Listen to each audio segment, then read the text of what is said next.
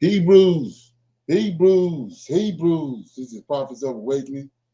It's Thursday night. It's our Women's Advanced Bible Study night, 25th of July, 2024. We're going to pick up in the book of Nehemiah like we did last night and the night before. Try to get through it. Okay, you can go to our YouTube channel, The Prophets of Awakening. Check out our videos. We have over 1,000 or so videos that you can examine and check out and get the meat out of it, eat the bone. Okay.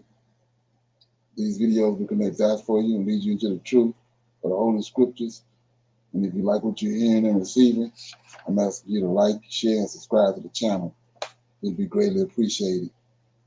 And for those that want to support the channel, we have a Cash App on the bottom of the screen, so that'd be greatly appreciated also. So our hours of operation are Tuesday, Wednesday, Thursday. We're on from 7 to 9 Eastern time. Then we come back on Friday nights for our Men's Advanced Bible Study. It's on Clubhouse, and the room is the title of the room is Non-Messianic Conversations. That too is from 7 to 9 every Friday. And we have 2 Shabbat classes. One on the we have one from 10 to 12 a.m. Then we close the Shabbat out from 6 to 7 p.m. Eastern time. So if you want to check out any of those times, you want to engage with us, then those are our hours of operation. Okay. For those that don't know, this is a non-Messianic channel. We deal with the Tanakh and the Torah. Okay. Tanakh being the Old Testament, so-called Book of Remembrance, and the Torah is the first 5 books of the Old Testament that was given to Moses by the Lord of Hosts. Okay. Shalom and welcome to this channel, and welcome to our Women's Advanced Bible Study. We're going to do our normal, which is a moment of silence, prayer, Psalms. We got some women's help. Then we'll go into our current events and need to know information. Then we'll open it up for some questions, comments, and dialogue. And then we'll go into our topic. Like I said, we'll pick up reading out of the book of Nehemiah. Okay.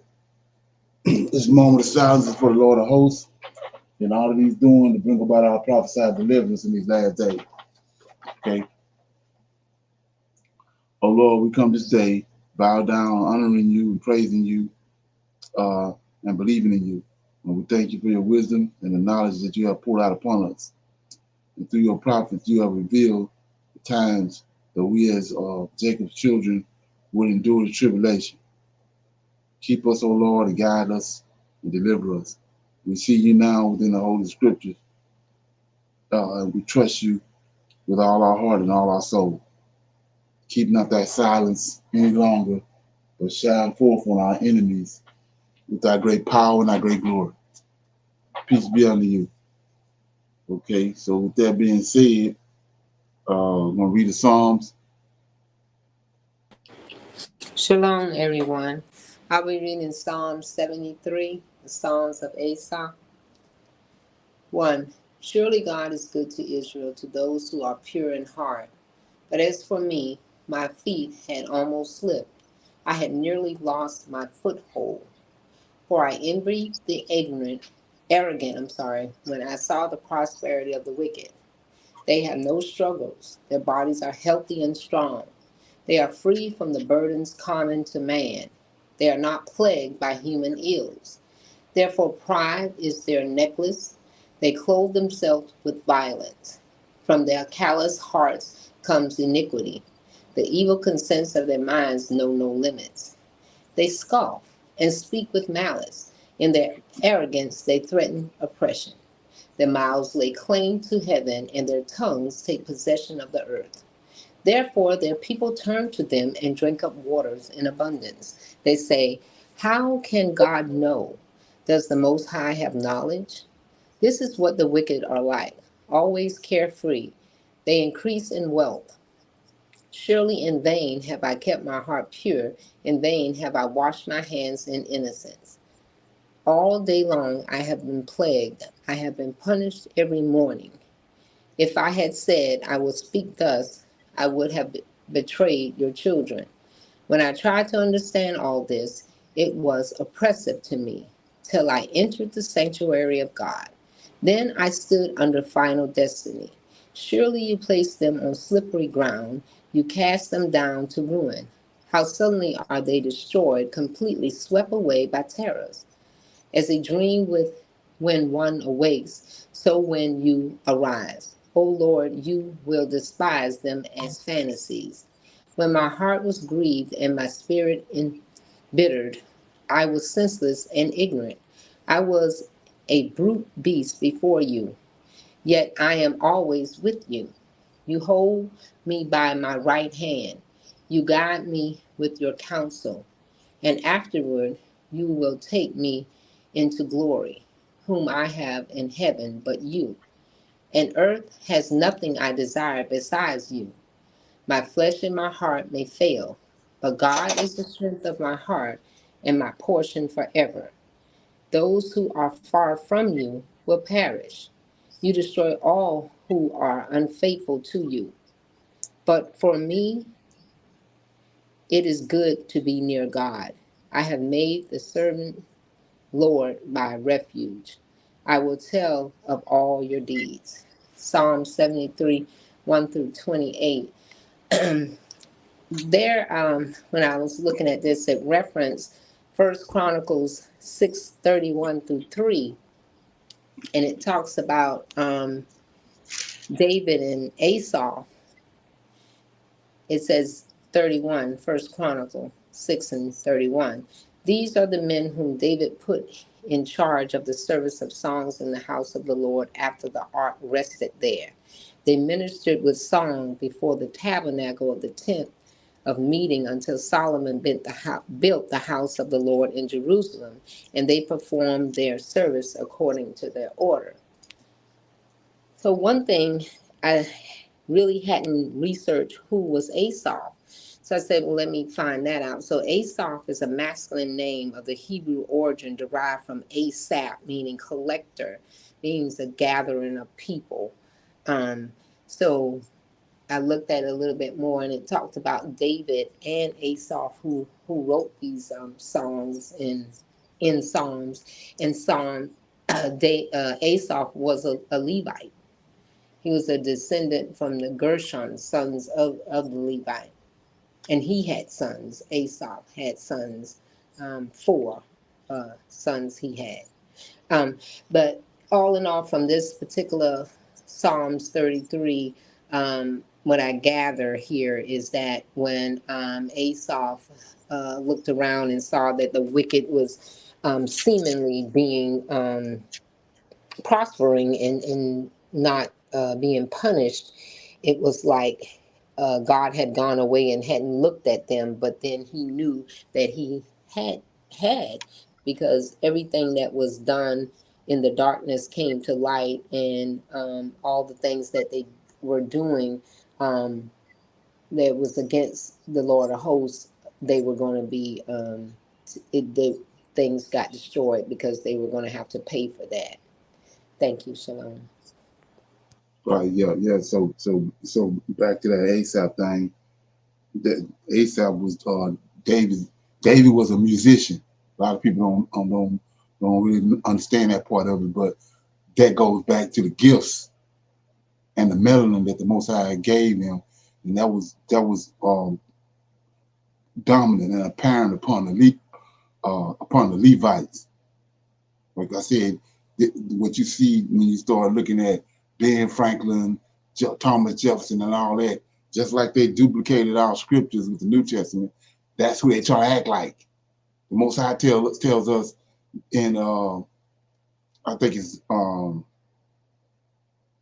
find it, but the verse is that he said you're going to be like men wondered at. So these Israelites is like, especially the Levites, are men wondered at because of those talents and those gifts that they had. So ASAP was David's number one musician. Yes, sir. That was his friend. So just like Uzi was the same way. Uzi the one that got killed, bringing in the ark. So like I was saying, this is who they try to duplicate. Everything you see going on today is they try to duplicate those men. That's why they want these same men right here was the books that you see in the Old Testament, like the book of Isaiah, book of Jeremiah, and all that. That's what they was trying to duplicate in Alexandria when they translated our scriptures over to Greek. Then they started reading our scriptures in Greek. Then they want to write books. They trying to write. So that's what the books we got is the books from where they was plagiarizing our scriptures. Those are the books they gave us, that's in the New Testament. They copying off of our forefathers and the talents that they had. Like Solomon, he was dealing with all the Most High creation, with the you can see it in the Ecclesiastics and the Psalms of Solomon. He's dealing with the bees, the ants, all this type of stuff. Well, that's what Ben Franklin doing. Sir Francis Bacon, all them men, that's what they're trying to duplicate. Copying off of what, like I said, he said these men wondered at. And when you understand, they the ones they dealing with the angels. These angels coming back and forth, they communicate with these angels. There's no other man on the planet that was doing that. They was highly intelligent. Yes, sir. And so, so that was the reason why, like I said, they wanted to say that they were savages. And even now with us getting access to other information, now you can see just who the savage was because these are highly intelligent men, and this is what you was doing to them in the transatlantic slave trade.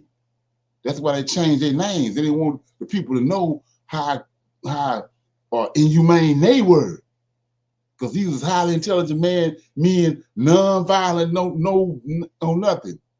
They had no violence on them, and this is how they came into their land, and this is how they did them. Okay, yeah. So anyway, that's what, like I was saying before, Moses. Moses' father was a Levite too. So Moses, he sung Psalms, Deuteronomy 32. He sung that. Joshua sung a song in the book of Joshua. David singing. That's what intelligence is. Those are the gifts the Creator gave them. Okay, yeah. So anybody else got anything on that? Yes, sir. Shalom. Brother Leonard, in Zechariah chapter 3, verse 8 is the verse that you was talking about, God's branch. Hear now, O Joshua the high priest, thou and thy fellows that sit before thee, for they are men wondered at. For behold, I will bring forth my servant, the branch. Right. So for forever in a year, I don't know about nobody else, but they tell you that's preferring to Jesus. He the branch. But no, it's Zerubbabel. Zerubbabel the branch. That's what he's getting ready to bring forth. They're getting ready to leave Babylon. So he's bringing forth the branch which is part of the covenant he got with David. That he always gonna have a son, which is a branch, which is a seed out of David on David's throne. So the Chaldeans came, Nebuchadnezzar came, took them to Babylon, and they stayed there 70 years. Now it's time for them to go back. Well, he got to raise up a branch out of David to lead them. So that's why he's saying that. The branch is Zerubbabel. Okay. Right. Yes, sir. And in ASAP in First Chronicles chapter 16, when we read about them before, he was the one that played the cymbals, and Right.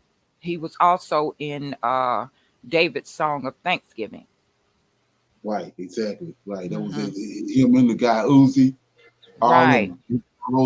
And so that's what people not understanding about those gifts. Like I said, in the DNA, when you tracking it, it's easy to identify who the Israelites are. So when they got us over Hmm. here, look at what they did with Barry Gordy and Motown.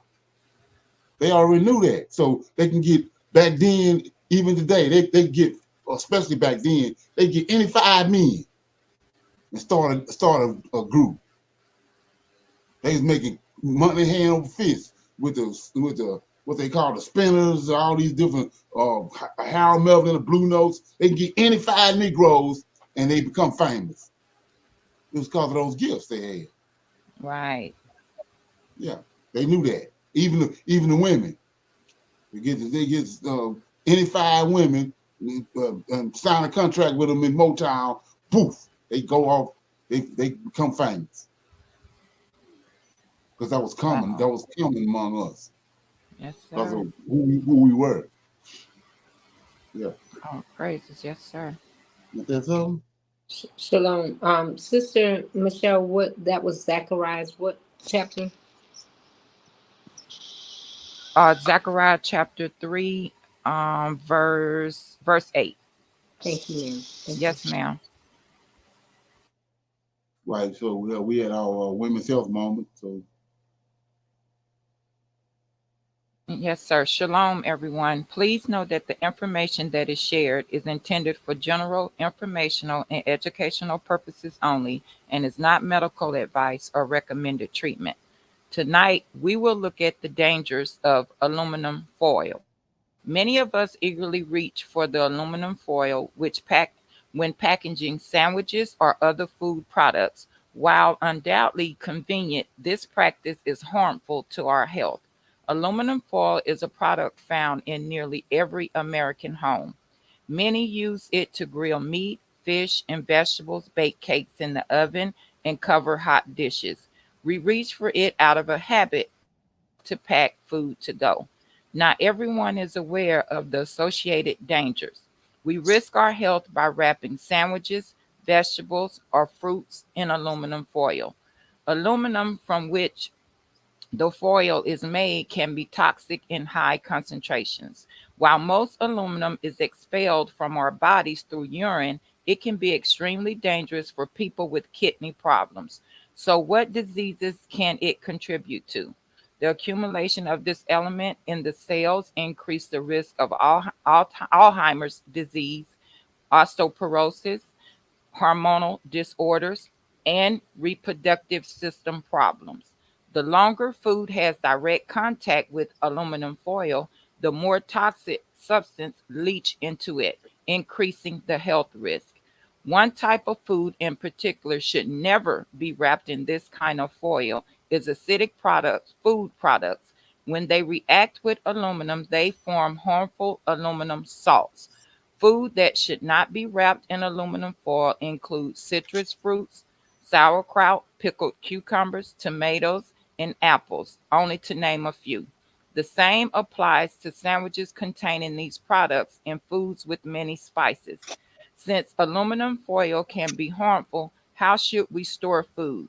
Consider replacing aluminum foil with alternatives such as wax paper or reusable containers. This way, we ensure that aluminum won't leach into our bodies along with our food. And I just thought this was a great topic before I read a verse, because a lot of us reach for the aluminum foil out of habit. And when that came across my health news, I really thought about that, because we don't understand a lot of things that they're doing to these products behind the scene that we seem to use every day. And I think about um, Sanford and Son when he was traveling, and he wrapped his sandwiches and chicken or whatever in a paper bag. Right. And I look at that, and maybe it was for a reason. I don't really know, but those type of things come to mind for me. And as Hebrew Israelite women, just think we need to look more into the things that we seem to use on an everyday basis. And just because we're used to using it doesn't mean that it is good for our health and our families. So I'm going to read Proverbs chapter 3, verses 5 and 6. Verse 5: Trust in the Lord with all thine heart, and lean not unto thine own understanding. In all thy ways acknowledge him, and he shall direct thy paths. Tonight discussion was on the dangers of aluminum foil, and I read Proverbs chapter 3, verses 5 and 6. All praises to the Most High. Shalom, everyone. Okay, yeah, appreciate that information. Yeah, it's a lot of things our forefathers, grandmothers was doing that we thought they were just being superstitious, but they actually had the mechanics down, and they knew what they was doing. Okay, Yes, sir. so we'll go to the current event. Hello everyone, my name is Naledi Mfulwe, and it is my absolute pleasure to welcome you to the latest edition of the African Diaspora News channel, where we unravel the stories that shape our world and our communities. Today we dive deep into the currents of information, from the pulse of politics to the heartbeat of entertainment. We've got it all covered, so please stay tuned for a news experience like no other. Today, we address a compelling topic that has actually resonated deeply with many Black Americans. Now, this is the idea of making a Blaxit or relocating to Africa to escape the pervasive racism and discrimination experienced in the United States. Now, this wave of migration, particularly influenced by COVID-19 pandemic and the racial reckoning following the murder of George Floyd, has seen Black Americans seeking a new life abroad. Now, it's a multifaceted story that encompasses dreams of acceptance, ancestral connections, and a quest for a place where their identity is not questioned and undermined. Now, the promise of life in Africa is encapsulated in the experiences of individuals like Mark and Marlene Bradley, Jessica Washington, and Shoshana Ziraba, among many others. Now, these Black Americans have found not only a lower cost of living, but more crucially, an environment from the relentless racial biases they face in the United States. Now, Jessica Washington, for instance, relocated to Rwanda in 2020, where she now runs a rabbit farm. Now, her 6-bedroom house, complete with avocado trees and a spectacular view, cost a mere $500 a month. Now, this is a contrast to the skyrocketing housing costs in the United States. For Jessica, this move provided not just economic relief, but a profound emotional liberation.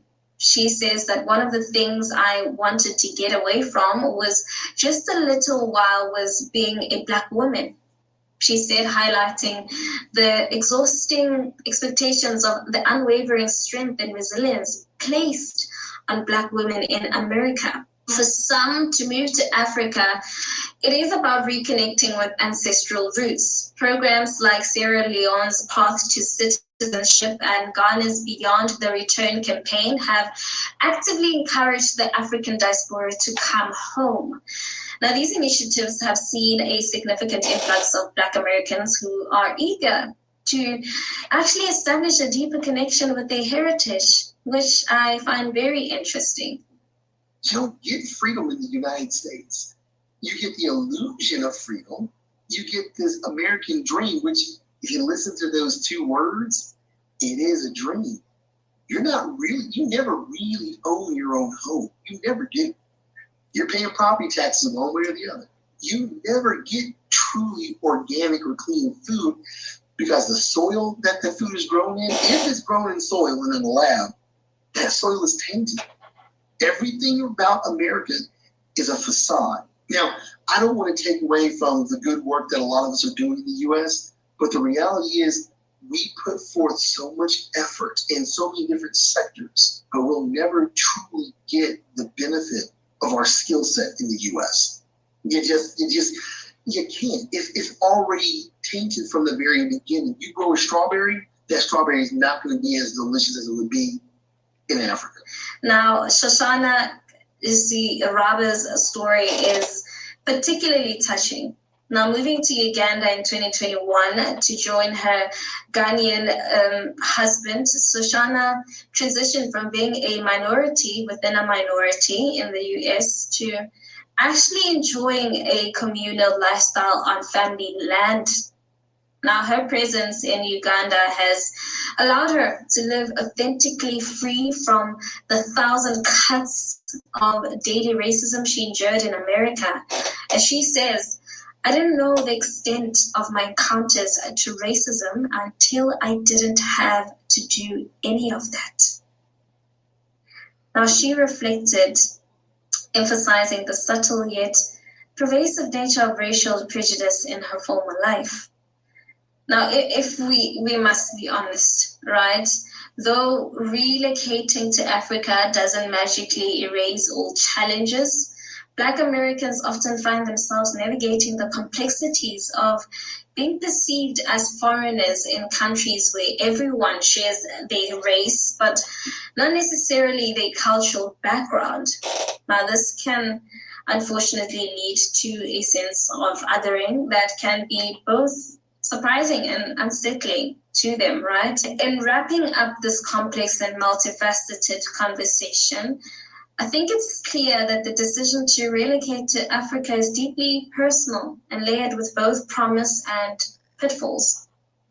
Now, the idea of a life free from suffocating grip of systematic racism and the opportunity to connect with one's roots are powerful motivators, if I have to say so myself.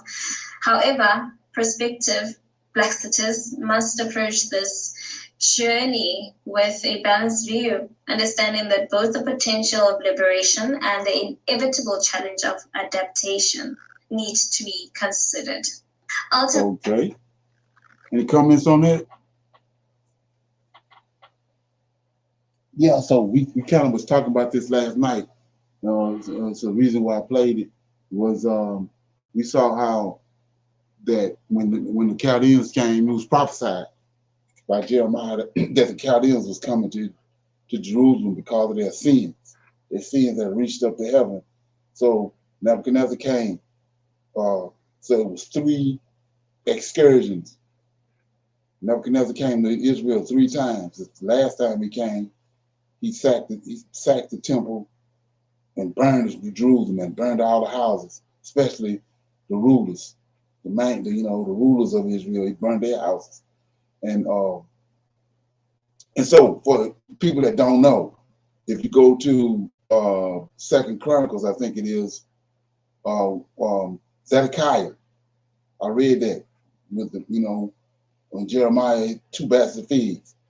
So it was 2. Once Nebuchadnezzar came and took Jehoiakim, which was Josiah's son, the last king before Nebuchadnezzar came. He took his son and took him to that's the actual king that by succession that the Most High, the Lord of Hosts, chose. Because we know Saul, Yahweh didn't choose Saul. The people chose Saul. They told let me see what that was. Samuel. They told Samuel they wanted a king like the nations that they had came across when they coming out of Egypt. Each one of those kings each one of those nations had a king, a giant over them, a man of stature. So they wanted one. So that's why they got Saul. Saul was head and shoulders taller than everybody else in Israel. So they chose Saul.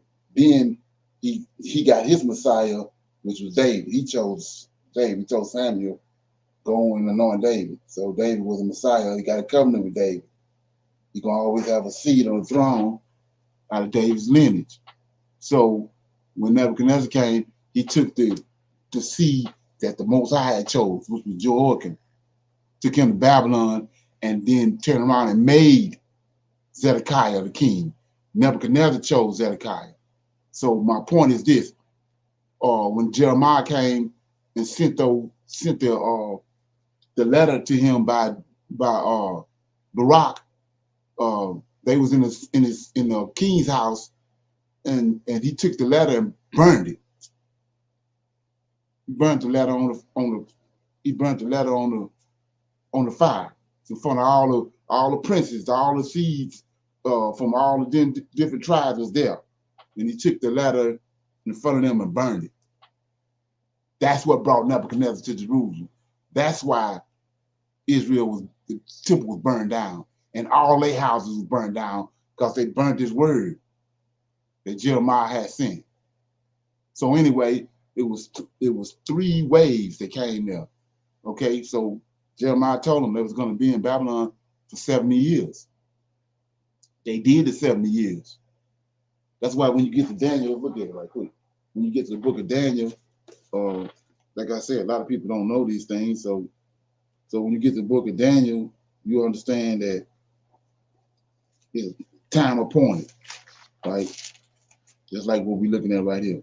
But it's the time appointed. So it says in Daniel chapter 9, verse 1, in the first year of Darius, son of Ahasuerus, the seed of the Medes and Persians, which was made king over the realm of the Chaldeans, in the first year of his reign, I, Daniel, understood by books the number of years wherefore the word of the Lord came to Jeremiah, that he would accomplish 70 years in the desolation of Jerusalem. So Jerusalem gonna be desolate for 70 years, right?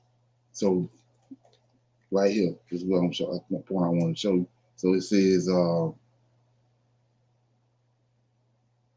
let me get it. Yeah, it says, so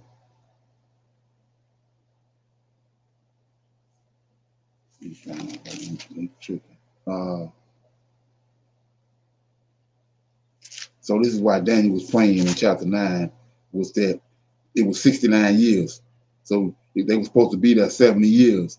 But right now, reason why Daniel found it in his heart to start praying, it says in verse 3, 9 and 3, and I set my face unto the Lord God to seek him by prayer and supplication with fasting, sackcloth, and with ashes. It's because they had 69 years. They right there, he had 69 years, and that's what, and Daniel, he told Daniel, Jeremiah told him, you're gonna go to Babylon, serve Nebuchadnezzar's son and his grandson. So the reason Daniel is fasting and praying, because in verse 1, in the first year of Darius, the Chaldeans through. The Medes and Persians came in. So Daniel saying, what's going on? I'm looking at the books, and the Medes and Persians took over. So that's why he started praying. He went to sackcloth and ashes, because he see that that was right at the 70 years was up. So that's why he praying. But anyway, my point is this. So what you see, the sister was just talking about us migrating back to Africa.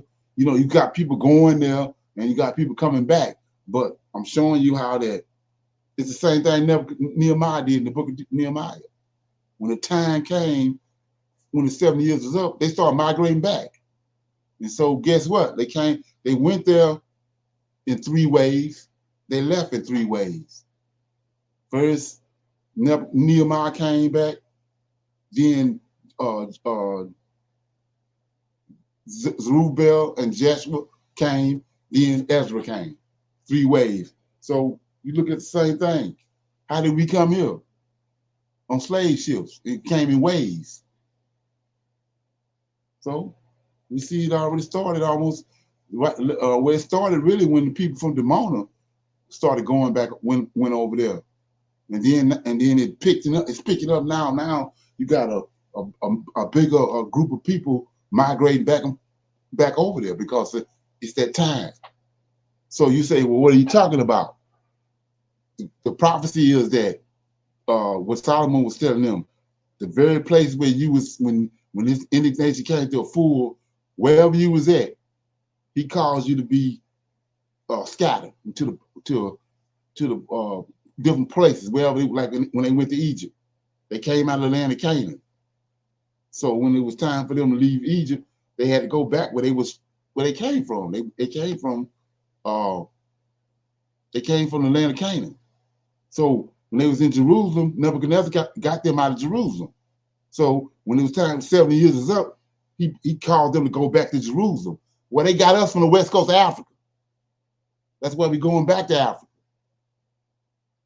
The prophecy is that the place in which you was carried away from is a place where I'm gonna return you back to. That's why you see these migrations in waves. They're going back to Africa. That's where they got us from. And specifically West African countries. That's where they got us from. Then we get called in the book of Zephaniah from beyond the rivers of Ethiopia, which is West Coast. He's gonna bring us back to our land, our homeland. But we look at that prophecy being fulfilled, but because people are off track dealing with the New Testament, they don't understand all that. Just no sooner than you start weeding yourself off of that New Testament, then a lot of things start coming clear. Okay. So, any comments? Right. So anyway, I want to play this and deal with some more of this Kamala Harris, because like I said, we had a conversation about 3 weeks ago about this, and lo and behold, it's coming right down the pipe. So here we go.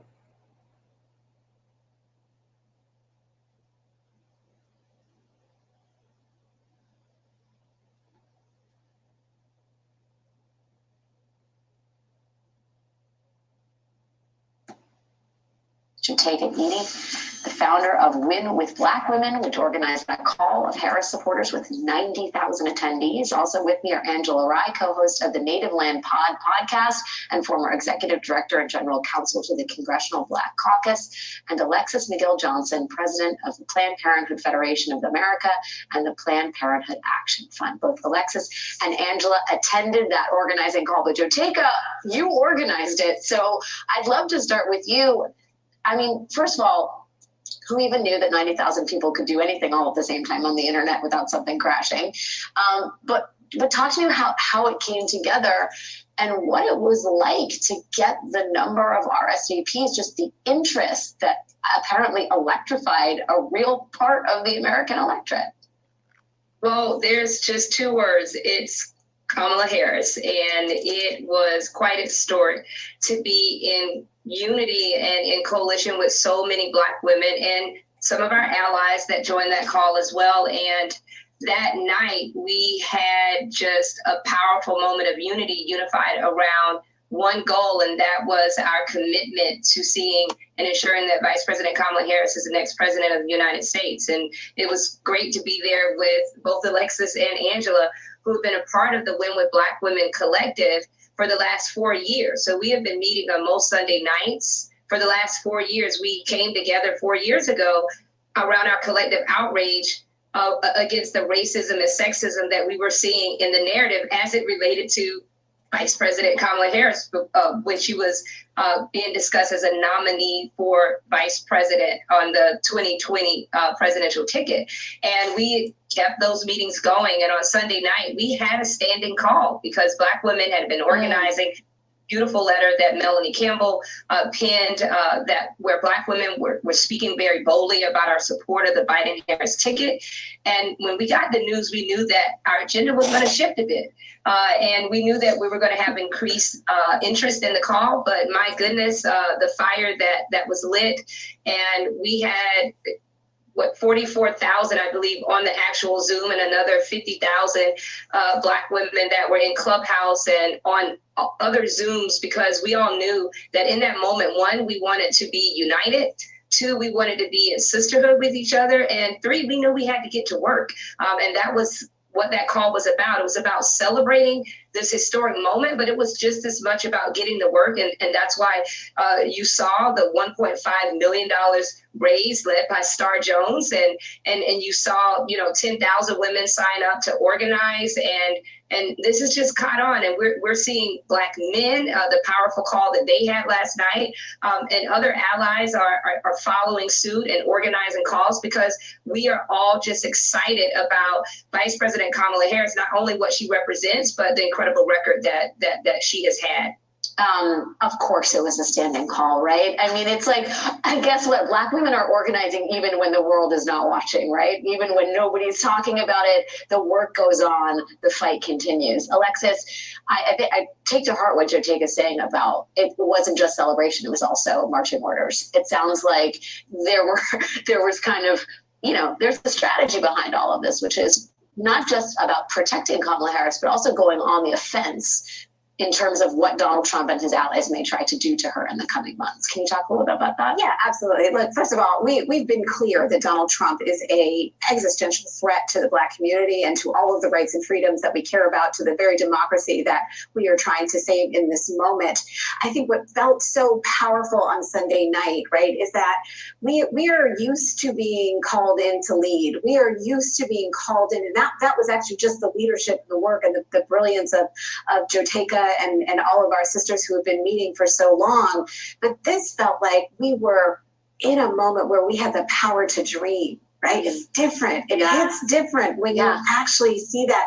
And I think that inspiration and that moment when 44,000 Black women are on a call and we are taking those marching orders, and we were talking about knowing in this moment, the amount of sexism and racism and violence that can be coming at our leaders, at many leaders who are going to be on that call, and how we have to take the helm and ensure that she knows that our hands are on her back, supporting her, holding, so she can do what she needs to do out there. And so taking that work and continuing on was the most incredible moment. Angela, can you talk a little bit about, sort of how you came away from that call and where you think the greatest amount of work needs to be done as it concerns Vice President Harris, the de facto nominee? How to open your car door while submerged underwater. A fatal construction flaw in all.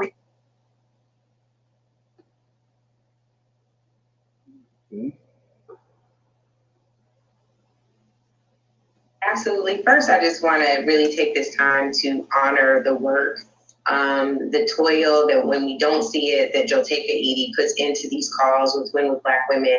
And she isn't just this way on organizing calls. She's this way about protecting our interests at all times, whether it's helping a Black woman director in Hollywood to ensure we're all watching that film, to a pardon for Marilyn Mosby, which is much deserved, to bringing Brittany Griner back home, which is also much deserved. And all of those things are tied very much to the legacy of Kamala Harris. And that is what this call was about.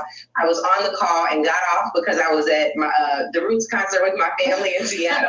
And Joteka hit me back and was like, you need to come back on. And I was right there because she is our fearless leader. And it's my honor to walk shoulder to shoulder with her. I think what we have to be mindful of now, we had a celebratory moment on Sunday. And at the same time, just as Alexis was saying, there were marching orders flying. And so while we can have relief and while we can celebrate, we also know that the work is just beginning. Now, what Kamala Harris is up against is folks talking about her sleeping her way to the top. Now what she's up against is folks lying about her border record, calling her a border czar. Now what she's up against are folks questioning her ethnicity, questioning her fidelity to Black culture, to the people. This is a woman who pledged AKA at Howard University. It's ridiculous. And so we know already, we are Black women who've been passed over for promotions at our jobs. We are Black women who have been underpaid and overworked. We know that we are under attack from the womb to the tomb, and to that end, there is no better fighter in this particular moment than Kamala Harris. It was a divine appointment on Sunday. It will be a divine appointment through the 100+ days until the election. We've got our work cut out for us. I don't even endorse candidates. This ain't even about that. To me, this is about doing the right thing to protect the democracy that this country has said it stands on and believes in. And there is no better champion for that than Kamala Harris. There's nobody better to prosecute the case against Donald Trump than Kamala Harris. We all know that. We're all very clear. And so with divine timing and some good marching orders from Joteka, we're ready to go. It's such a point well taken about the bigness of this moment, Alexis, and the fact that the anti-fascist coalition, the pro-democracy coalition, is big in this country, right? And you see that in the last 48 hours.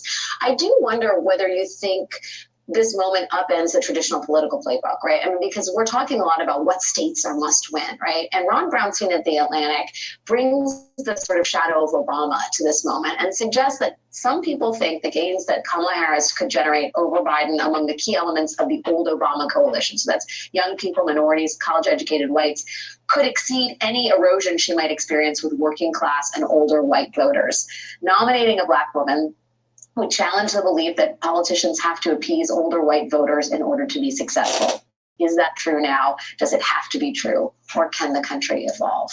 I think we are in a moment of a new realignment, right? And it's a coalition that she will capture, because we also think about what are the conditions that have gotten us to this moment right now, right? We have gone through, lost a historic election with the first female nominee. We've also been through Me Too. We've also lost Dobbs. We've also been in a moment where we actually understand what fascism feels like, right? It is happening every day on the ground in communities when our rights are being stripped away from us and people are traveling hundreds of miles just to get access to basic health care. And she has been a voice of helping us articulate that, our best messenger, in fact, helping us articulate the real stakes on the ground in the community. And she will be doing that with her economic message. She will be doing that and helping us understand the global trends and fear around what fascism looks like abroad. And so I actually think that we have the ability now to really create a new alignment. This is always going to be a turnout election. And she just energized the base in a way that no other candidate had, right? And so I think that's the excitement, right? That's the joy. You know, a coach once told me when they wanted to understand what team was going to win, the first thing they do is they look at who has their shoulders back. Yeah. Who has their shoulders back? So true. Because they're the believers. And I think because we are sitting taller in this moment and capturing that and building the infrastructure, you know, it is that belief, but that infrastructure that Joteka put in place 4 years ago, the infrastructure that we rely on every day at Planned Parenthood Action Fund and political organizations, and the commentary that Angela and others and you do to help us make meaning of this moment. That's actually what's going to capture the momentum and actually move us forward. Joteka. Okay. Any comments on that?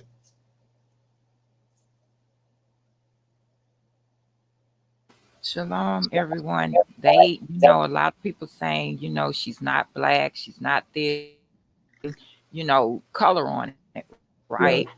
But no matter what they say about that, the Black people are coming together, supporting her, raising all this money. So just with that alone, it's being proven that we can come together if we really want to. We can come together. Okay. So when you look at that, I brought this up before. You had something? Somebody had something? Yes, sir. Shalom. I was just wondering, I know we are getting a lot of feedback and a lot of promotion from the women. I have yet to hear most men come into play on Kamala Harris in backing her. It had a news break that Barack Obama and Nancy Pelosi has not yet put any words or anything towards Kamala Harris becoming the nominee for president. So far as the men I'm not hearing anything in the news about them, doing anything towards her, of giving her praises, or not praises, but, saying that she is a candidate worth voting for. I haven't heard anything. Have anyone else? Yeah, well, I'm gonna go there in a minute. So when you look at go back to what I was telling you about when you understand who the Lord of Hosts is, and the difference in him and Jesus Christ is that everybody waiting on him to come back. So when the Lord of Hosts went to Egypt, I was showing you how the Egyptians worshiped the Nile River. So how did he shut down? We was looking to be delivered. We was crying out as a collective. We was crying out in Egypt to be delivered from the hard bondage. So he showed up. What did he do? He magnified the frogs in the Nile River, magnified the flies, magnified the leeches, turned the river into blood. Well, what's the difference right here? He magnifying the women. He magnifying what people not understanding is what you see happening is our deliverance. He magnifying it because of how did they come about? He put Adam to sleep and made it, and then he formed the woman from Adam rib. So you say, what are you talking about?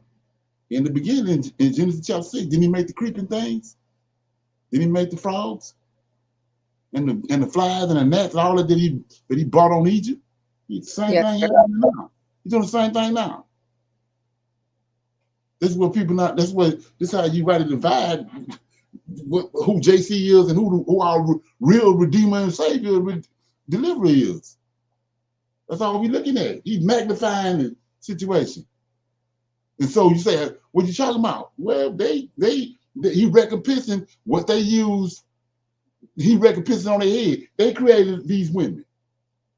When they was attacking his men by denigrating them and feeding them and sending them, giving them education, giving them opportunities rather than giving it to the male. Because they wanted to destroy the household. So they denigrated the male, like we just said. We just reading. He said these are the men, they wondered that. Before they came along, before they got hold to them, and they got scattered all amongst these Europeans, they was men wondered at. So the very thing they didn't use to try to denigrate us, he recompensed it on their head. And this is what I was talking about the other day. This ain't nothing. Wait, you're just starting. And this what they didn't understand when they was pushing, the Republicans was pushing for Trump to be, for Biden to be taken out and step down. They wanted to run against Kamala Harris. But look now they want to put the genie back in the bottle now. Because look what's happening, They're not going to be able to, what's going to happen, they're not going to be able to stand it. But it's a monster that they created. Long time ago, way back in the 70s when they came out with that, I told you about those 3 Israeli women came with the women's lib. The black women was minding their business. They was in Harlem, New York, thriving. They was in Chicago, thriving. They came and imposed this spirit that we're dealing with now. They came and imposed that on us. Now, backfiring on them because the Most High using that to deliver us. So, like I said before, just let them go back and watch the video. I think it was on July 13th. Listen to that conversation again. So anyway, any other comments on that before I go to the next video? Okay, so here we go right here.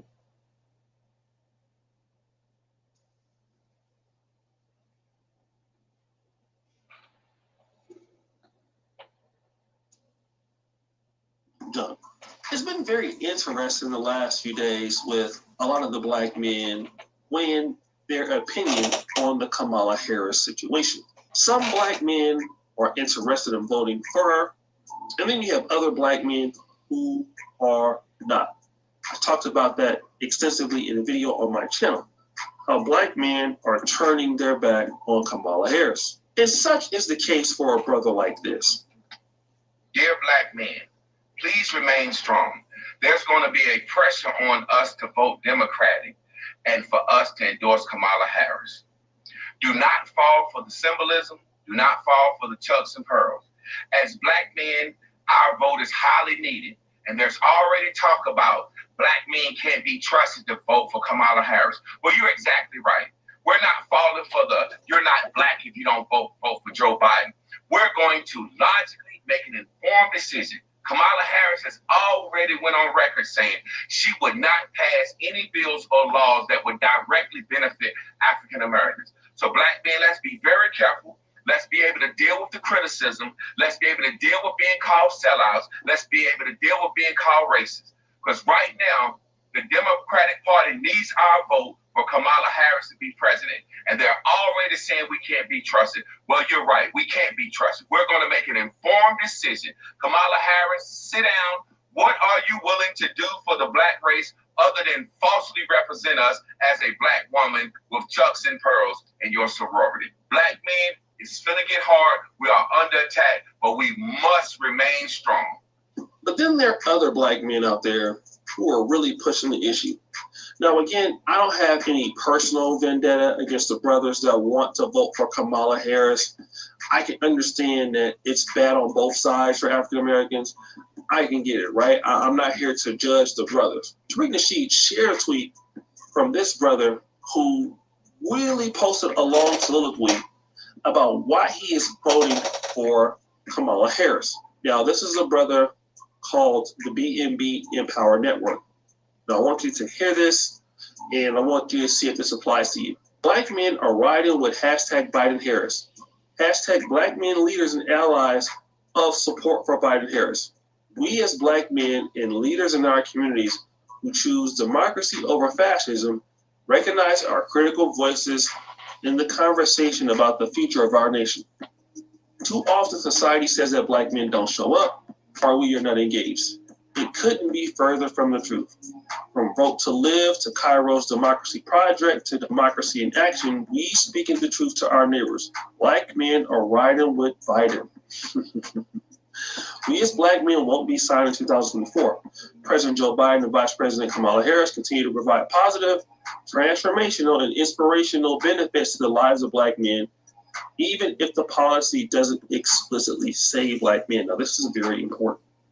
Joe Biden, Kamala Harris provide positive, transformational, and inspirational benefits to the lives of black men, even if the policy doesn't say that. Now, what other minority group would say that? Let's just say, for example, we change that and say, we as Asian men won't be signed in 2024. Okay? Vice President Kamala Harris continue to provide positive, transformational, and inspirational benefits to the lives of Asian men, or we could put Jewish men, or gay men, or whoever else, trans men, or trans women, even if the policy doesn't explicitly say black men. That just goes to show you how silly this guy sounds, right? How can somebody give you benefits to the lives of black men, even if the policy doesn't explicitly say black men? That means that you're okay with getting nothing. Then you might as well call yourself a white man or orange man. Basically, you're not getting anything for your vote. You just said it yourself. When black jobs, hashtag black jobs was created by black men entrepreneurs because of the increased federal contracts, black men win. When insulin is kept at $35 a month to manage the debilitating effects of diabetes, black men win. When student loans are forgiven after our graduation, yes, black men do graduate, black men win. When policies are focused on home ownership so all of us can provide for our families, black men win. Okay, so basically, these are things that all... Here's a video of a woman using the Wi-Fi detector to discover the hidden camera. And okay, even though he's talking about black men, all of these things you're talking about have nothing to really do with black men. So I won't even talk about that. But it gets worse. You have other people out here like Isaac Hayes III. Okay, this is Isaac Hayes' son. In 24 hours, I've heard hashtag Kamala Harris isn't black, locked up 150,000 innocent black men, family-owned slaves, isn't qualified to be president, wasn't born in America.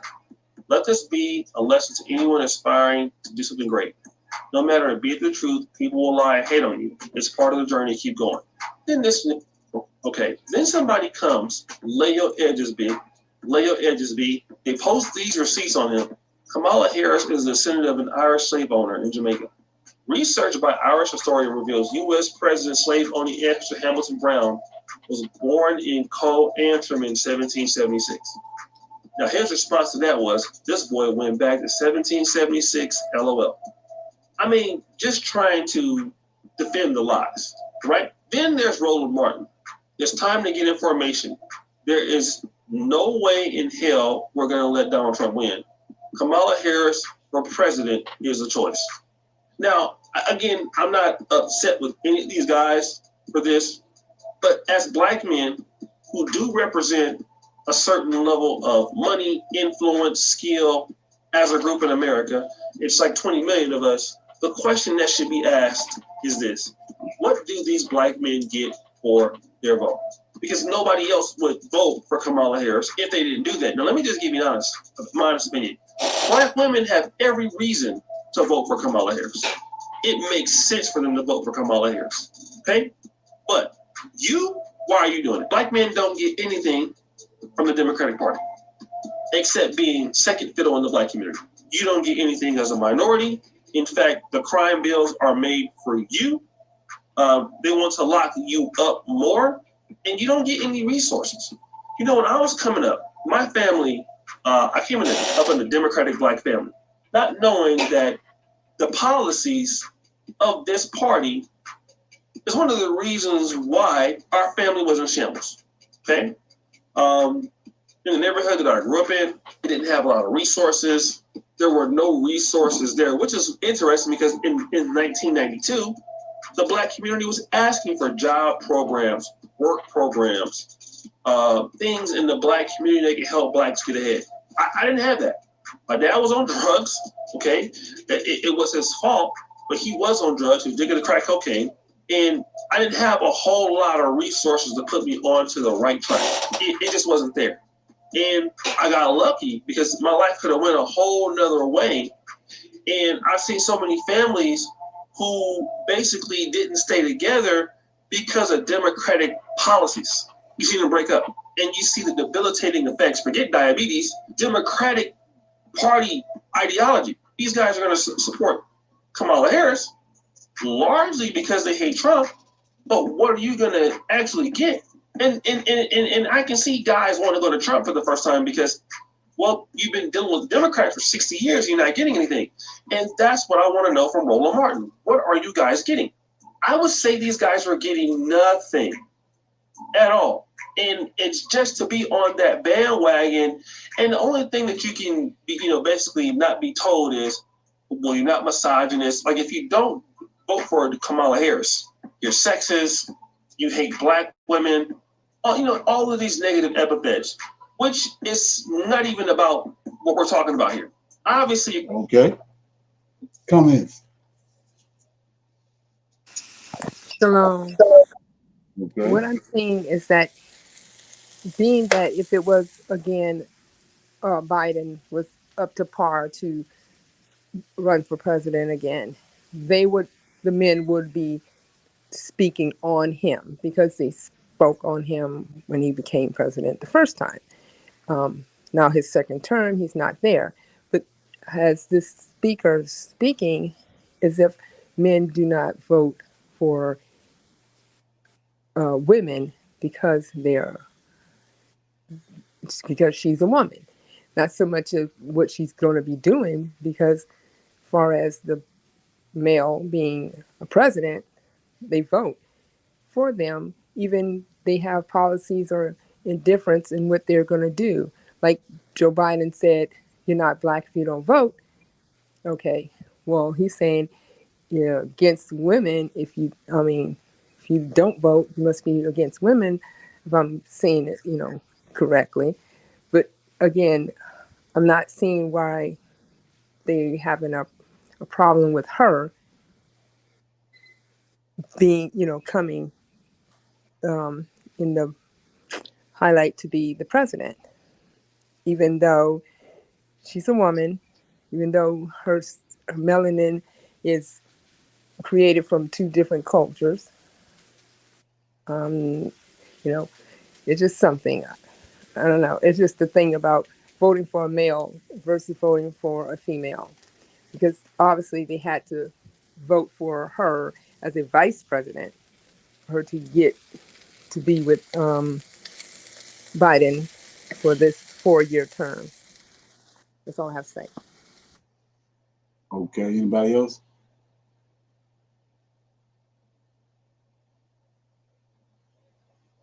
Okay, yeah. So like I said, you get a chance, watch the video. Go back and watch the video. That I talked about this before all this happened. And what they doing is they're gonna beat, even though these men looking at what's happening, they're gonna beat them. They're gonna use the boule, Roland Martin, and the boule. They're gonna beat them right into voting for that, because this is how Esau works. They're gonna vote. They're gonna end up voting because they're gonna, just like the brother was talking about. They're gonna say what we wasn't there for them doing the transatlantic slave trade, and they was being raped on the boats, and when they was on the plantation houses out in the shacks in the back, and or the slave owner came back there to rape them and all that.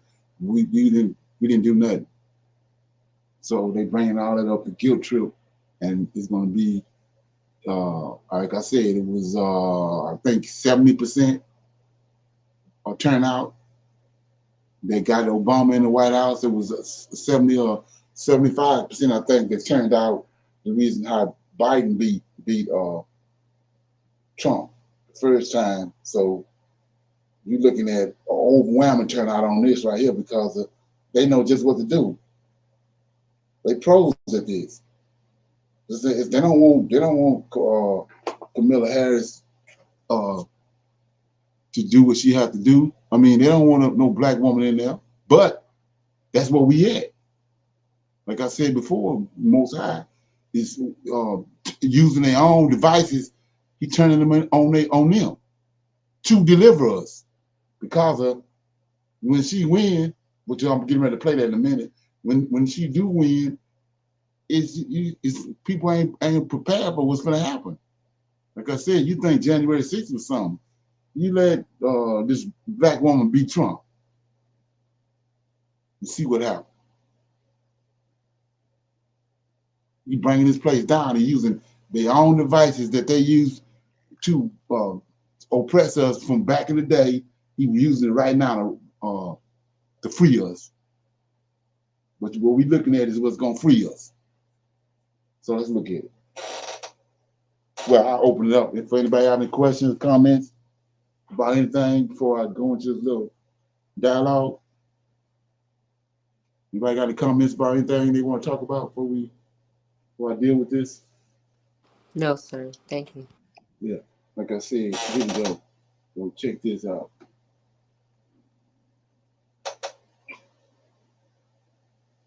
Speaking of Kamala, right? How do you feel about her? Because I know you made a comment earlier saying that she don't claim her black side. House Nick, just like Barack Obama, they do what they need to do to stay close to the white power structure. She made a career locking up black people. This is the same woman who went on international television, Art, let me remind you, about a year or two ago and said America is not a racist country.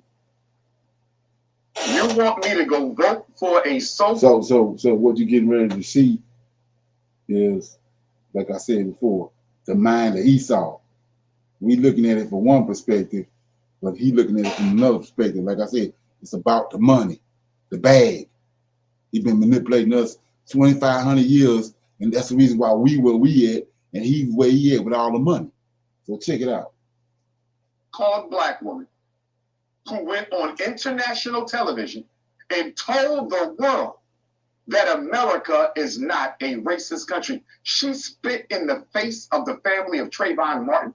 She spit in the face of the family of Breonna Taylor. She spit in the face of the family of Michael Brown, Alton Sterling, Philando Castile, Amir Locke, Dante. We can go on and on. Tamir Rice, all the Africans murdered by police, which are state-sanctioned executions. Let us be clear.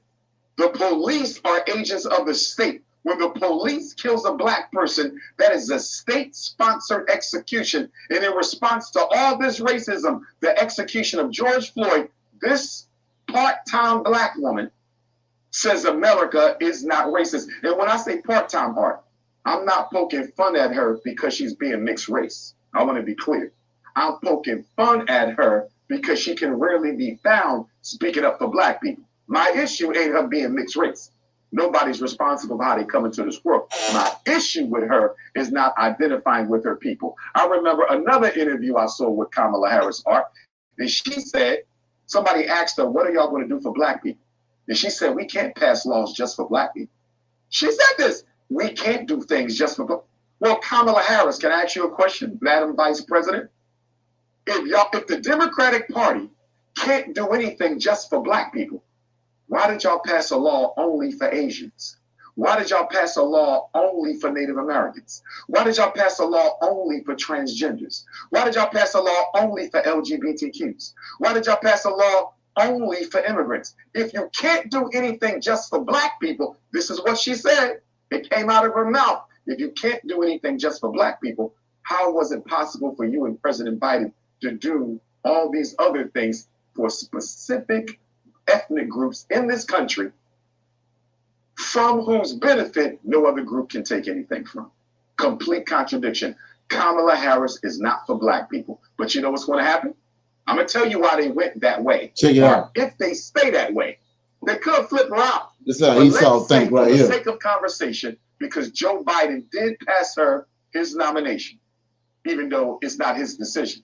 She has his support, but the party got to choose her in Chicago. But let's say Kamala Harris gets the Democratic Party nomination in Chicago the week of my birthday, August 19th, I believe the DNC begins, or the 17th.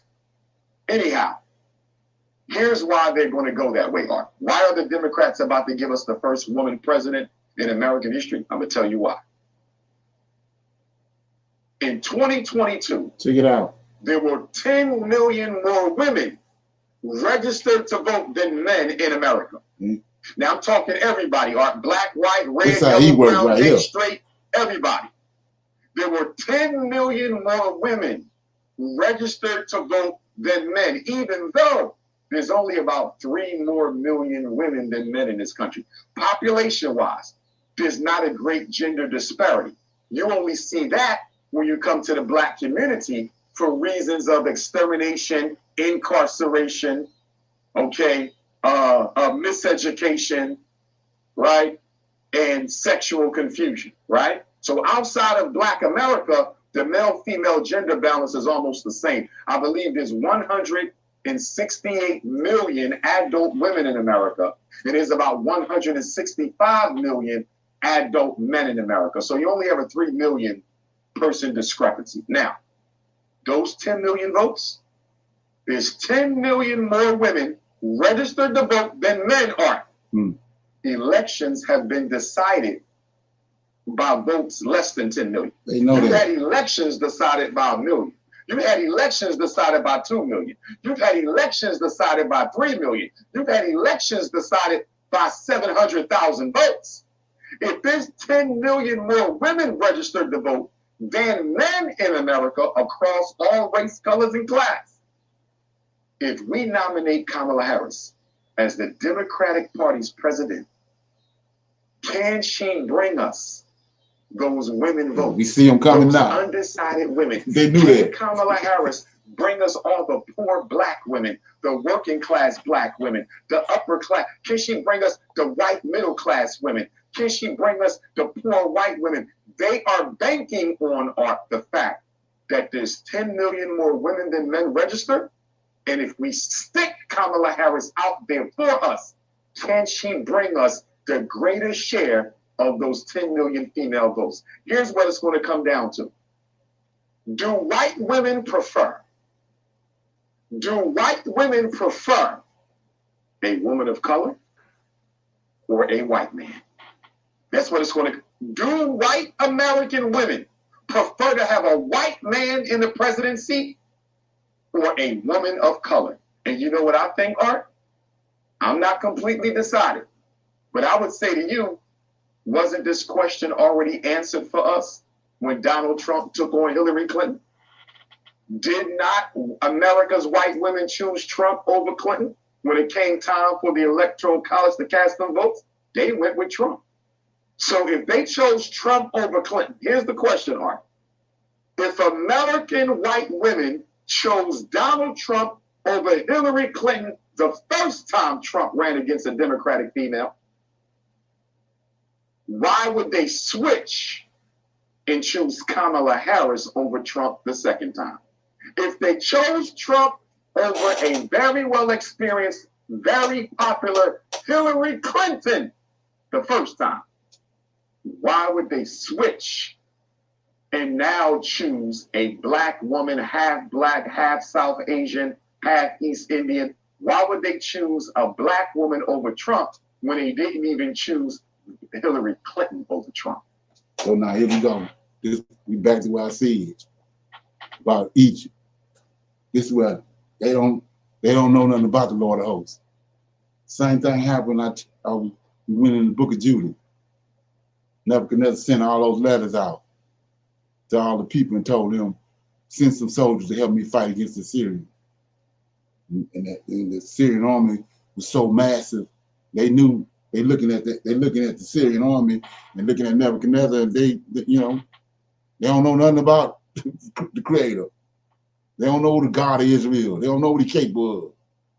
So they didn't send no army. They thought Nebuchadnezzar was gonna get wiped out, but the Lord of Hosts was with him, and the other 6 angels. They looked up, and Nebuchadnezzar had took them out. And now that same army, Nebuchadnezzar controlling it. So they doing all the numbers, like he just said. They're doing all the numbers, and they think the white women going. What happened before? All the white women voted for. They voted for Trump over Hillary Clinton. Now this is where the Most High coming. I'm showing you what's happening. They got one thing tallied up. But they don't understand who the Lord of Hosts is. So now, like I said, now they're in a trick bag. They wasn't expecting what's happening, the direction that's going. They wasn't expecting to go that way. They thinking all these women was gonna come out, but they was gonna side with. It wasn't gonna be as many black women that's coming together now. Ain't but one person doing that. Come on. That's why it's so important to understand who the Lord of Hosts is. And put JC where he belongs. Okay? But I'm telling you this, brother. I'm going to the Democratic National Convention. I'm going to try to get there because that's going to be a circus. You ain't seen a Nick show in your life like what you're... Confusion of face. Ain't that what the Lord of Hosts do? About to see, because they got to outdo Hulk Hogan. They got to outdo Amber Rose. They got to outdo Ben Carson.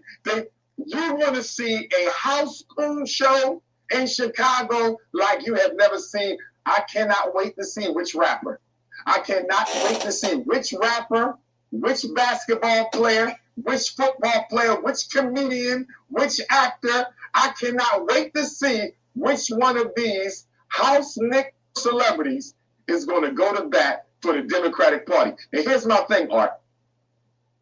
I'm not dismissing the black celebrities for speaking at the Democratic National Convention just for that reason.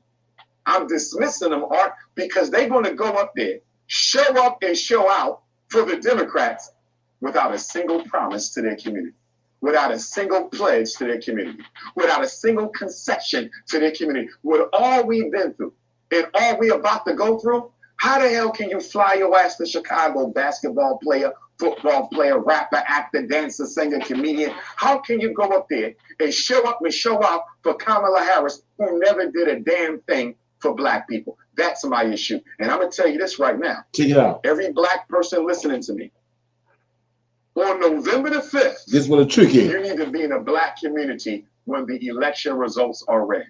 My bougie living in the suburbs, living in an all-white community, you do not want to be caught outside on November the 5th if Donald Trump loses. There it is. Because here's my favorite part. We only got 3 months and a few weeks to the presidential election. Let me say that again. We only got 3 months and a few weeks to the presidential election on November 5th. You mean to tell me Joe Biden backs out? Check it out. With 3 months left, anoints Kamala to his spot. She only got 3 months to campaign, and you still going to be a very popular Donald Trump? Do you think the American people are going to believe Donald Trump lost fairly. Right. After y'all tried him in court, convicted him in court. And I know we'll get later to the artificial assassination. But nonetheless, do you really think Americans are going to believe Kamala Harris beat Donald Trump straight up? I'm not too sure about that. And if poor white America thinks they were robbed of this election, that January 6th takeover, that was nothing but a pool party for what you're about to see in this country if Donald Trump loses this election. I would not want to be a black person in a white neighborhood on November the 5th, 2024, when those presidential election results are read and Donald Trump is not the winner. I believe white folks are going to show up and show out art. Okay. You better have a gun, a knife. Black people better exercise, what is it, our Second Amendment rights? Right to carry, is that the Second Amendment or the Fourth? I want to say the second. I think it's the second. Black folks better exercise their right to carry. You That's how we get to live. Gun, every bullet you got. Because if Donald J. Trump loses this election, going against a Democrat who had 3 months to run, you had 3 months to run and you beat Donald Trump, white America gonna flip off, Art. I'm going to make sure I'm ready, brother. Make sure you're ready. And I want all my American Africans out there, wherever you live in America, especially if you're in a city that's predominantly white, if you're in a state that's predominantly white. You know, we in Philly, which is half black, half white, 50-50. You know what I mean? But black people, please be prepared for what can happen on these streets if Donald J. Trump loses that election. And to that point, Art, this is why I think the shadow government has a lot of deciding and a lot of reasoning and a lot of debating to do. Because here's the thing, Art. If you steal the election from Trump and give it to the Democratic Party, whether it's Kamala or anyone else, because you want to make sure China doesn't take over Africa, and you want to make sure China doesn't take over the Caribbean, and you want to make sure China doesn't take over second and third world, Central and South America. So you want a Democrat in there because Democrats have always had better relationships with black countries. If you do that, you might win the world, but you might lose America. Because if these white folks flip out, Art, look, let's be honest. The American public has more weapons than the American military. Let me say that again. The American public, 350 million people. White folks. They have more guns than the U.S. military. Now, the military has better weapons. The military has better weapons. But the people have more weapons. American military is no more than 500,000 people, Art. There's no more than 500,000. How you going to put 500,000 against 350 million with more weapons? You're not winning that. If the U.S. military has to go to war with their own citizens, I believe the U.S. military will lose. And I believe a lot of people in the U.S. military will side with the American people. And by American people, I mean white American people. So the National Security Agency, the Council on Foreign Relations, the Bilderbergers, the Federal Reserve, the Trilaterals, the Illuminati, the House of Rome, the Rothschilds, the Wahlbergs, the Morgans, the Stanleys, the Rockefellers, they got to ask themselves, if we rob Donald Trump so we can maintain Africa and the Caribbean, will that lead to social unrest in America? Will America degenerate into chaos? Will we have to evoke martial law? That's a hell of a decision to make. Do I go for the resources or do I maintain American status quo? Because, Art, if America breaks down internally, China is the new superpower. The only thing keeping China from being the world superpower right now is this country. If this country descends into chaos, China runs the world. Does the power structure, does the secret government of this country really want China in charge? That's the question. Yeah, so let's look at that right quick. Go back to Jerusalem, Book of Obadiah. When you understand who Esau is, he wanted the land of Israel. When the Greeks came, that's why it tells you, he said, rasp it down to the ground. They wanted it. They wanted the Rush. They wanted the Greeks to come in because they wanted the land. They want this place to go. They the ones funded China. So everything you looking at, Kamala Harris, all this whole setup he's so behind it. He want to bring this place down. He's setting it up, like you said. When it's all said and done, and Trump don't win, they already showing you, giving you the movies, the Civil War, Left Behind, or whatever that movie was, Leave America Behind. They already showing you what's going to happen. So what is it? It's the Most High, Lord of Hosts.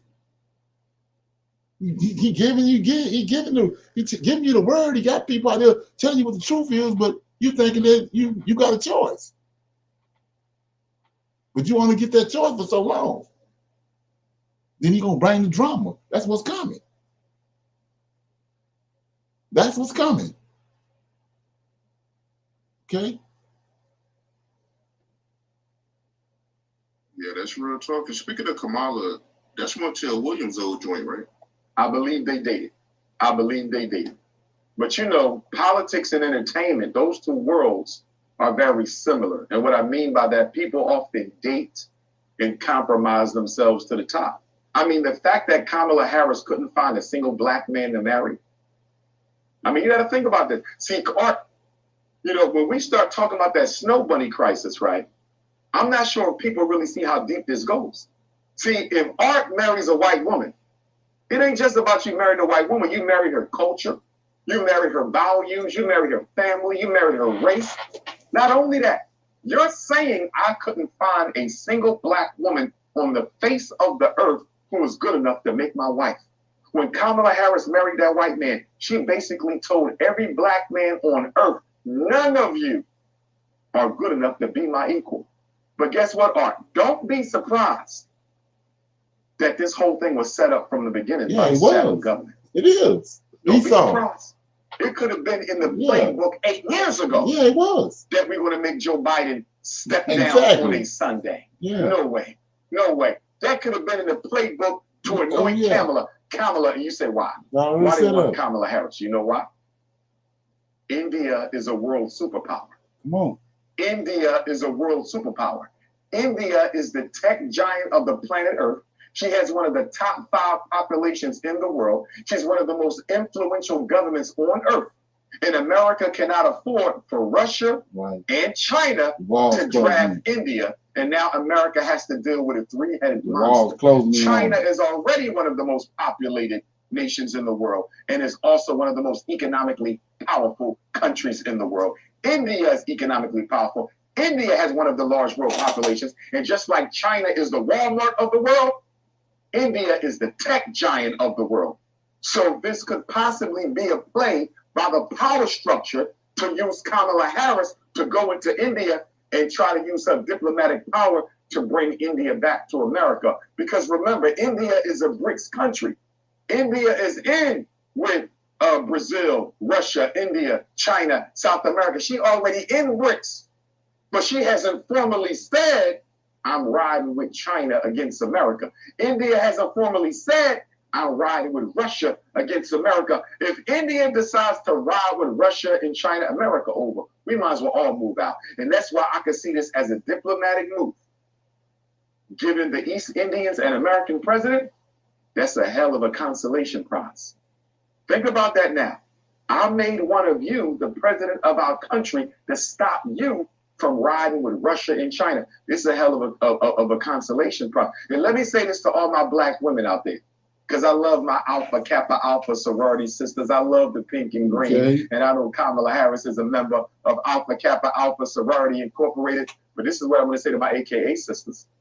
And all black women, not just my AKA sisters who I love and respect, tremendous respect for the AKAs and all the sororities, the whole divine knot. But if black women think Kamala Harris is going to get in office and take care of them, if black women think Kamala Harris is going to get in office and take care of them, they got something else coming. You know what she's going to take care of? Her East Indian immigrants. You think East Indian immigrants are already buying up a lot of the franchise restaurants and franchise stores? They're already buying up a lot of the hotel chains in America. Let Kamala Harris become vice president by the time she is done, if she can get 8 years. Okay, yeah. So you want to check that out. It's Dr. Umar says Kamala Harris is not for black people, and he calls her out for marrying a white man. So you want to check that out. But like I said before, we ain't thinking like this. Like I said, we've been manipulated decade after decade on lower level thinking. Like I said before, they already got the numbers. They know that 10 million women voted in 2020. So we don't have that. We ain't looking at it from that perspective. We down here on the lower level, just like I said, where the joke come in at is JC. We know he ain't real, but look at the turmoil when you start dealing with Negroes when it comes to JC. They got us down here spinning around in a circle behind JC when he ain't hit no shit. And this is how they operate in the hell to get the bag. And all the way we get out of it is the Most High. And like I said before, look at the scenario. He sent when the Israel wouldn't do right during the time of Jeremiah, he sent Nebuchadnezzar. Then they came back from there, they weren't doing right. He sent the Greeks. He sent Alexander the Great and Antiochus Epiphanes. Then he sent the Romans. Well, he sent in BRICS, China and BRICS. They the ones coming to shut this place down. It ain't nothing new under the sun. You think China and Russia and these countries that beating at the door is just going to all of a sudden turn around and stop? No. He bringing them because this place is going to go down. They're the ones that's going to cause us to be delivered. This is how he operates. The real Redeemer. Not the one that gave us, but the real Redeemer. This is how he operates right here. Okay. Anybody got any questions or comments on that? Anything you want? Any comments you want to bring up? Everybody good? Yes, sir. Okay. Yeah. So like I said before, you want to check that out. That video. So Dr. Umar says Kamala Harris is not for black people, and he calls her out for marrying the white men. So these people, when you gotta understand the boule and all that, ain't just because it's 2024. Look at what they did before. The same thing they're doing now. They did it with Obama. They just, like I said, back then, what they did, they ain't have AI. They got AI now. What you think gonna happen now with the AI? We're gonna have all these Negroes that's talking about they ain't gonna vote for Kamala Harris. When they finish with them, they're gonna be voting. When they finish with them with this AI and with this mass manipulation, it's gonna be over with. Because I done seen it happen over and over again, just with what the creator doing with me when it comes to breaking down who JC is. You can break down who he is to a brother. He sit there, he get all of it. But when he get home, it's it. You see him again, he won't want to talk to you. And the same thing with this. When they finish with him, like I said, they're gonna be voting for him. Get to sleeping on the couch for 2 weeks, then he gonna vote. That's how it's gonna go down. And Esau know that. Okay? So I'm gonna play this in and close out. Okay? Here we go. That's Donald Trump. Don't let anyone ever tell you that this country isn't great. That somehow we need to make it great again. Secret weapon. Because this right now is the greatest country on earth. When you have the nuclear codes at your fingertips, and the military in your command. You can't make snap decisions. You can't have a thin skin or a tendency to lash out. You need to be steady and measured and well-informed. How we explain that when someone is cruel or acts like a bully, you don't stoop to their level. No, our motto is, when they go low, we go high. I want someone with the proven strength to persevere. Someone who knows this job and takes it seriously. Someone who understands that the issues a president faces are not black and white and cannot be boiled down to 140 characters. Black girl magic. Shalom. Shalom and another shalom.